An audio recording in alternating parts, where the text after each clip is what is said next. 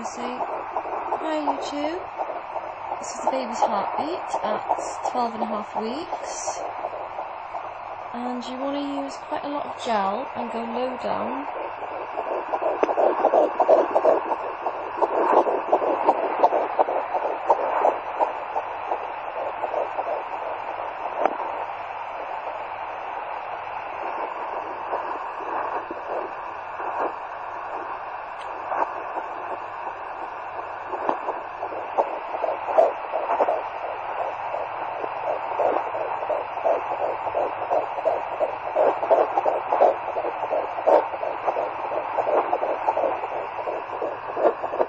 Quite low down and a lot of gel. Press quite firmly. Don't be scared of hurting the baby, because you won't.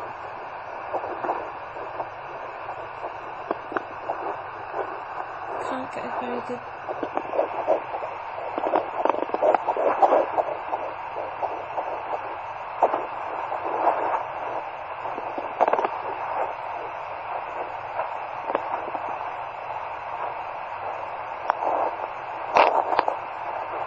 He's moved.